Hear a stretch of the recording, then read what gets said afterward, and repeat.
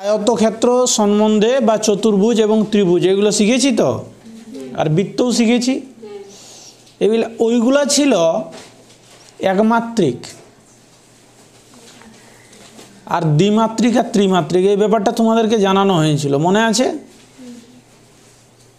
এখন দ্বিমাত্রিক মানে কি, যার দুটা মাত্রা, একটা হয় এক্স অক্ষ আর একটা হয় ওয়াই অক্ষ, সেটাকে বলা হয় দ্বিমাত্রিক। আর ত্রিমাত্রিক মানে এক্স ওয়াই জেড, যেমন সেই ঘরের যেটা আমাদের এই কোণটা আছে, একটা এদিকে নামছে, একটা এদিকে যাচ্ছে, একটা ওইদিকে যাচ্ছে, প্রত্যেকটা অক্ষ অন্য অক্ষটার সঙ্গে কত ডিগ্রি কোণ করে থাকে বলো? 90 ডিগ্রি। কত ডিগ্রি? 90 ডিগ্রি। তো আয়তক্ষেত্র যেটা আমরা আগে শিখেছিলি, তার কি কি পেয়েছিল? একটা ছিল দৈর্ঘ্য,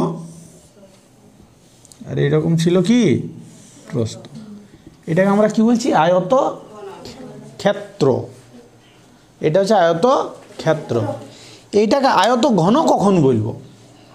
ধরো কথার দিয়ে কাগজকে আমরা এরকম সাইজের অনেকগুলা টুকরা কাটিয়েছি, ধরো 1000, কতগুলা?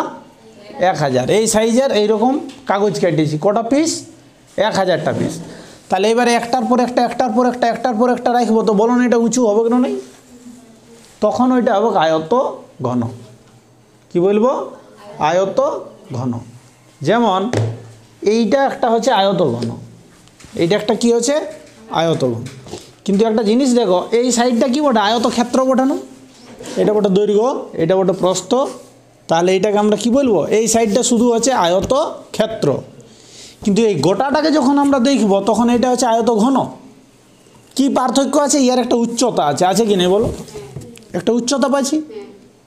তাহলে যখনই কোনো একটা মানে চিত্রের বা একটা বস্তুর উচ্চতা পাবো, তখন তাকে আমরা বলবো ঘনক। ঘন। কি বলবো? ঘন। তাহলে আয়তক্ষেত্রের ক্ষেত্রে যদি উচ্চতা পাচ্ছি, তখন তাকে কি বলবো? আয়ত ঘন। বোঝা গেছে? আচ্ছা, কয়েকটা আয়ত ঘনের তাহলে তোমরা উদাহরণ বলো তো, বলো। বই, ভেরি গুড। মানে আয়তক্ষেত্র, আর একটা তল হবে আয়তক্ষেত্র, এবং তার একটা কি পাবো? উচ্চতা। Very good. আর বলো, আর বলো। ইট, ভেরি গুড। আর মাচিস বাক্স, ভেরি গুড। এগুলো সব কি বটে? আয়তক্ষেত্রের থেকে তৈরি হচ্ছে আমাদের কি? আয়ত ঘন। কারণ আয়তন, আচ্ছা, আয়তক্ষেত্র যখন ছিল শুধু এইরকম ছিল যখন, তখন আমরা পাতেছিলি সেই পরিসীমা পাতেছিলি, কি পাইছিলি? পরিসীমা একটা, আর একটা ক্ষেত্রফল পাইছিলি, তাই তো? তাহলে একটা পাইছিলি পরিসীমা,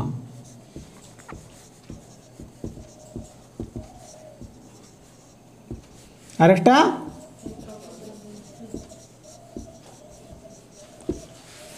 এখন আর একটা জিনিস পাবো, যখন আমাদের এইটা আয়ত ঘন হবে, তখন পাবো আয়তন। কি পাবো? আয়তন। আয়তন কখন পাবো? যখন এইটা আমাদের এইরকম হবে ছবিটা।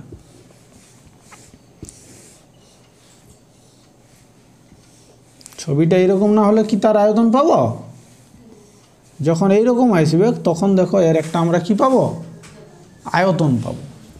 কারণ ক্ষেত্রফল যেটা আছে তার একটা উচ্চতা থাকছে, থাকছে না? এই আয়তক্ষেত্রটার একটা উচ্চতা, যেটা বক্সের মতো বটে, বটে তো? তাহলে একটা চতুর্ভুজের ক্ষেত্রে আমরা কি কি শিখেছিলি? পরিসীমা মানে 4টা বাহুর যোগফল শিখেছিলাম, ক্ষেত্রফল দৈর্ঘ্য গুণিত প্রস্থ। আর এই আয়তনটা আমরা এখন শিখব, আয়তনের সূত্রটা আমরা এখন শিখব। বলো তো কি হতে পারে? আমরা শিখেই বসে আছি। ক্ষেত্রফলের সঙ্গে উচ্চতাটা গুণ হবে শুধু। তো ক্ষেত্রফলের সূত্র কি ছিল? দৈর্ঘ্য গুণিত প্রস্থ। তার সঙ্গে কি গুণ হবে এখন? তাহলে আয়তন সমান কি লিখব? দৈর্ঘ্য গুণিত প্রস্থ গুণিত উচ্চতা। বলো, বুঝতে অসুবিধা আছে কারো? তাহলে যদি কোনো একটা আয়ত ঘন বস্তু থাকে, চিনতে পারবো না যে এটা আয়ত ঘন বস্তুর মানে হচ্ছে কি নাই? যেমন তোমরাই উদাহরণ বললে ইট, তোমরাই উদাহরণ বললে বই। এইখানে একটা বক্স তোমাদেরকে দেখাচ্ছি, এই বক্সটা বটে না একটা আয়ত ঘন। তাহলে এর যদি আয়তনটা বার করা মানে প্রয়োজন হয় তাহলে কি করব, দৈর্ঘ্য গুণিত প্রস্থ গুণিত উচ্চতা। তোমরা নিজেও বুঝছো, যদি এটা দৈর্ঘ্য হয় আর এইটা যদি প্রস্থ হয় তো এই উচ্চতা বলো যত বেশি হবে তত বেশি আয়তন হবে না, বেশি জায়গা ধরবে তো। তাহলে ঠিক সেইটাই হচ্ছে আমাদের এইখানে। তাহলে পরিসীমা সূত্র আমরা এখন শিখলাম না আগে শিখেছি? ক্ষেত্রফলের সূত্র এখন শিখলাম না আগে শিখেছি? আয়তনের সূত্র এখন শিখলাম। কিন্তু এইটার সাথে লিঙ্ক আপ হয়ে আমাদের সব ফর্মুলা শেষ হয়ে যাবে কি এখানে, যা যা আমাদের দরকার। কোন চ্যাপ্টার বলছি? আয়ত ঘন। তো এক কাজ করি, এখন চ্যাপ্টারে না ঢুকে নিয়ে আমরা বাকিগুলোকেও একটু লিঙ্ক আপ করে নিই। হ্যাঁ, মানে শুধু আগে কী ছিল, মানে আয়তক্ষেত্র বর্গক্ষেত্র এগুলো শিখেছি তো। তাহলে তোমরা এবার আমাকে বলো, এইটা যদি আয়তক্ষেত্র না থাকে বর্গক্ষেত্র থাকতো, কি থাকতো? বর্গক্ষেত্র। তো বর্গক্ষেত্র মানে কি? সব বাহুকে কী হবে? সমান। আর প্রত্যেকটা কোণ কত ডিগ্রি করে থাকে? 90 ডিগ্রি। তাহলে এইটার যদি এইরকম আমরা একটা উচ্চতা পাই তখন কেমন হবে? ছবিটা এইরকম হবে নিশ্চয়ই।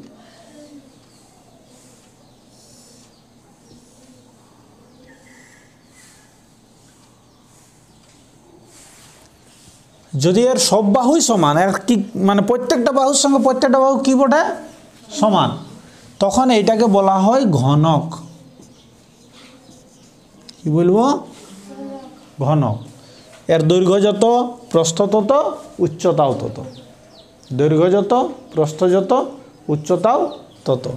তাহলে এর ক্ষেত্রেও আমরা বলো বর্গ, মানে এইটা কি ছিল ফার্স্ট, মানে এই যে একটা ঘনক, ঘনকের প্রতিটা তল কেমন হবে?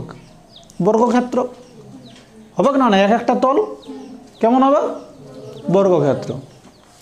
তাহলে বর্গক্ষেত্রের ক্ষেত্রেও আমরা কি শিখেছিলি? পরিসীমা। কি সূত্র বলো? 4 গুণিত একটি বাহুর দৈর্ঘ্য, তাই ছিল তো? মানে ওই কি হলো, একটা বাহু যুক্ত আরেকটা বাহু যুক্ত একটা বাহু যুক্ত আরেকটা বাহু, 4টা বাহু। আর কি ছিল? ক্ষেত্রফল। ক্ষেত্রফলের সূত্র বলো। ভেরি গুড, ক্ষেত্রফল ছিল বাহুর স্কোয়ার। তাহলে এবার আমরা আয়তনটা কেমন পাবো? দেখো ওই একই রকমের, এইটাই দৈর্ঘ্য গুণিত প্রস্থ গুণিত উচ্চতা ছিল, তো এর তো যা দৈর্ঘ্য তাই প্রস্থ তাই উচ্চতা, তাই তো? সবে কি বটে? তাহলে ওই একটা বাহু গুণিত আরেকটা বাহু গুণিত একটা বাহু, মানে বাহুর কিউব হইল না, বলো না? ওর তো দৈর্ঘ্য প্রস্থ উচ্চতা এর তো সবে কি, তাহলে ওই বাহুটা গুণিত ওই বাহুটা গুণিত ওই বাহুটা, মানে বাহুর কিউব হইল কি নেই? তাহলে আয়তন সমান কি হবে বলো? বাহুর কিউব। বুঝা গেছে? তাহলে এইটা হইল আয়ত ঘন। এটা কি হলো? আয়ত ঘন। আর এটা কি হলো? ঘনক। তাহলে ঘনক আর এটা হলো আয়ত ঘন। ক্লিয়ার হয়েছে সবার? এইবারে তোমরা যখন এই ক্লাস 10-এর অঙ্ক বা অন্যান্য অঙ্ক করবে তখন কীরকম প্রশ্ন করা হবে? প্রশ্ন এইরকম করা হবে যে এইটা একটা ধরে নাও বক্স বটে। কী বটে? বক্স। তাহলে একটা আয়ত ঘনের বক্স, এটা খুব সুন্দর আমরা দেখতে পাচ্ছি আছে। তো এইটাই যদি আমরা কাজ করি, যে যদি বলি যে ধারে ধারে আমি একটা কাগজ ছাইটব, কি ছাইটব? কাগজ লাল রঙের। কেমন? লাল রঙের। তাহলে কতটা কাগজ লাগবে? সব দিকটাই, এই দিকটাই ছাইটব, এই দিকটাই, এই দিকটাই, এই দিকটাই, এই দিকটাই, এই দিকটাই। আচ্ছা আগে বলো না এর তল কটা পাচ্ছ? দেখো, একটা দুটা তিনটা চারটা পাঁচটা ছটা, কটা তল পাচ্ছি? 6টা। আচ্ছা তলগুলো যদি একটু মিলাবার চেষ্টা করি, কোন তলটার সঙ্গে কোন তলটা মিলছে বলতে পারবে? এইটার সঙ্গে মিলছে একটা, এইটার সাথে এইটা, এইটার সাথে এইটা, তাই তো? এর আরও একটা সহজ আমি একটু দেখাই তোমাদেরকে, যে সব মানে ওই এটাকে সমগ্র তল বলে। কি বলা হয়?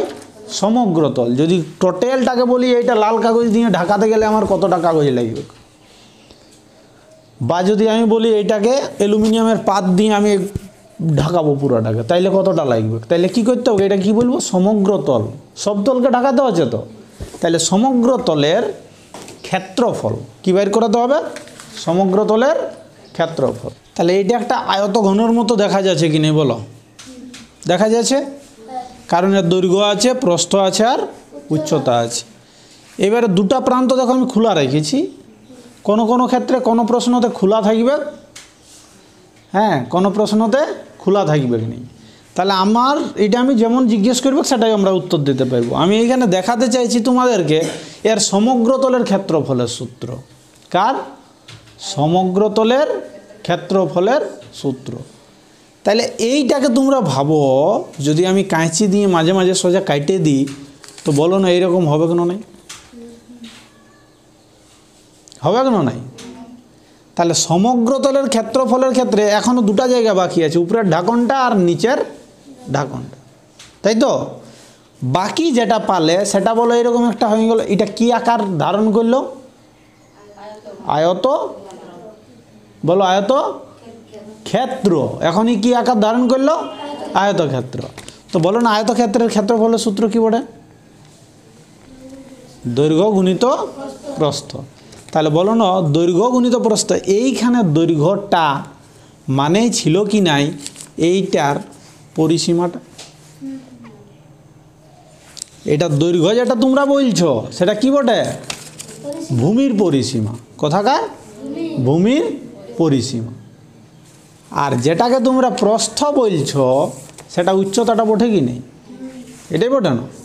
মানে আমি বলতে চাইছি এর ক্ষেত্রফল মানে হচ্ছে নিচেরটা গুণিত এইটা, বটে কি নেই? তাহলে এইটাই হচ্ছে আমাদের যখন একটা আয়ত ঘনের আমরা সমগ্র তলের ক্ষেত্রফল বা চার দেওয়ালের ক্ষেত্রফল, একটা দুটা তিনটা চারটা, চার দেওয়ালের ক্ষেত্রফল বার করাবো, তখন কি করব? ভূমির পরিসীমা গুণিত উচ্চতা। চার দেওয়ালের ক্ষেত্রফল মানে ভূমির পরিসীমা গুণিত উচ্চতা। আবার বলো, চার দেওয়ালের ক্ষেত্রফলের সূত্র কি? ভূমির পরিসীমা গুণিত উচ্চতা। তো ভূমির পরিসীমাটা তোমরা বলতে পারবেন না কত হবে? কি ছিল সূত্র? এই নিচটার যদি আমি পরিসীমা বার করাতে বলি, বলো নিচটা কি আকারের আছে? আয়তক্ষেত্র। তাহলে আয়তক্ষেত্রের পরিসীমার সূত্র বলো? 2 গুণিত দৈর্ঘ্য যুক্ত প্রস্থ। তাহলে দুইটা থাকলো, এটা হলো দৈর্ঘ্য আর এইটা হলো প্রস্থ। তো তোমার যদি এইটা আর এইটা দেওয়া থাকে তো তুমি বলো পরিসীমাটা বের করতে পারবে না? যদি তোমার এই উচ্চতাটা দেওয়া থাকে তাহলে বলো না চার দেওয়ালের ক্ষেত্রফল বের করতে পারবে না? আচ্ছা আর একটা কথা, চার দেওয়াল না বলে যদি বলে 6টা দেওয়াল, মানে এইটা এইটা এইটা এইটা এইটা এইটা, তাহলে ফার্স্ট কি করবে? চার দেওয়ালেরটা তো বের করতে পারি গেলে, এবারে এইটা আর এইটা বের করাতে গেলে কি করবো? যে কোনো একটাকে আগে বের করাবো আর ওকে ডবল করে দেবো। তো এইটা বার করানোটা সহজ আছে না কঠিন আছে? ধরো আমি এইটা বের করাতে চাইছি যে এর ক্ষেত্রফলটা কত, এইখানটাও আমি তোমাকে বলছি একটা কিছু ঢাকনা দিতে হবে, তাহলে এর ক্ষেত্রফলটা বার করা সম্ভব কি নেই? কি বটে? এইটা বটে দৈর্ঘ্যটা আর এইটা বটে প্রস্থটা। তাহলে দৈর্ঘ্য গুণিত প্রস্থ মানে তো এটা হচ্ছে ক্ষেত্রফল। তাহলে এইটা যত এইটা ততই, তাহলে দৈর্ঘ্য গুণিত প্রস্থ, সামনেটা 2 দিয়ে গুণ করলে এইটা আর এইটা দুটাই পালে আর এইটা তো পালে। তাহলে বলো সমগ্র তলের ক্ষেত্রফল বার করানোটা যাবে কি নাই যাবে? দৈর্ঘ্য গুণিত প্রস্থ গুণিত উচ্চতা, সেইটা কি হলো? আয়তন। দৈর্ঘ্য গুণিত প্রস্থ, মানে এইটা যদি লম্বাটাকে আমরা দৈর্ঘ্য বলি, এটা দৈর্ঘ্য গুণিত প্রস্থ গুণিত একটা উচ্চতা, মানে তিনটাকে গুণ করলে যেটা পাবো সেটা হইলো আয়তন। আর দুটাকে গুণ করলে যেটা পাই সেটা কি হয়? ক্ষেত্রফল। কি হয়? ক্ষেত্রফল। তো আমাদের আয়ত ঘন বলে যে চ্যাপ্টারটা আমরা পাবো সেখানে খুবই সহজভাবে এটা মানে ক্লিয়ার হয়েই গেছে। এখনও আমরা চ্যাপ্টারে ঢুকি নাই, কিন্তু এইটা ক্লিয়ার হয়েছে সবার। তাহলে ফার্স্টে আমরা কি পেয়েছিলি? আয়তক্ষেত্র। আয়তক্ষেত্রকে কি তৈরি করা হলো? তার উচ্চতাটা দিয়ে নিয়ে আয়ত ঘন। আর আয়ত ঘন হয়ে গেল মানে আমরা তার কি পেয়ে যাচ্ছি? আয়তন। আয়ত ঘন না হলে কি আয়তন পাচ্ছি না? বর্গক্ষেত্রতেও আমরা পাচ্ছি তার আয়তন। বর্গক্ষেত্র মানে বর্গক্ষেত্রটা যখন ঘনক হচ্ছে তখন কি পাবো? ওর আয়তন। আর নাইলে এমনিতে এক একটা পাটকে যদি দেখি তখন কি বটে? সেটাকে একটা বর্গক্ষেত্র বলে। বুঝা গেছে? তাহলে এইগুলাকে বলা হয় ঘন বস্তু। কি বলা হয়? ঘন বস্তু। যখনই উচ্চতা থাকবে তখনই এগুলাকে বলবো ঘন বস্তু। দেখো এইটা ছিল যেমন আয়ত ঘন, এইটা ঘনক, ঘন গল্পটা এসছে না। আর ঘন মানেই হচ্ছে কিউব, ঘন মানেই কিউব, আর স্কোয়ার মানে বর্গ বটে না, তাহলে স্কোয়ার মানে বর্গ, আর ঘন মানে হচ্ছে কিউব। তো কিউব কেন হলো? কারণ এইখানেও দেখো বাহুর কিউব আছে না, এখানেও দেখো দৈর্ঘ্য গুণিত প্রস্থ গুণিত উচ্চতা, এইটাও তিনটা এসছে না, এই জন্য বলা হয়েছে এগুলাকে কি আয়ত ঘন, এইটা হচ্ছে ঘন। বুঝা গেছে? তাহলে বর্গক্ষেত্র আর ঘনক আর আয়তক্ষেত্র আর আয়ত ঘন, এদের মধ্যে রিলেশনটা বুঝতে পারলে? মানে আমি আবার একটা জিনিস দেখাচ্ছি, বলো না 6টা পাটা টুকরাকে মিলাই নিয়ে এটা তৈরি করা গেছে কি না? এই একটা তল, এই একটা তল, এই একটা তল, এই একটা তল, এই একটা তল, এই একটা তল, এই 6টা টুকরাকে 6 জনে ভাগ করলো আর আবার আইনে নিয়ে যদি চিপকাই দেওয়া হয় তাহলে বলো এটা তৈরি হবে কেন? তাহলে বাস্তবে আয়তক্ষেত্র দিয়ে তৈরি হয়েছে আয়ত ঘনটা, সেই রকম বর্গক্ষেত্র দিয়ে তৈরি হবে ঘনক। ক্লিয়ার হয়েছে সবার?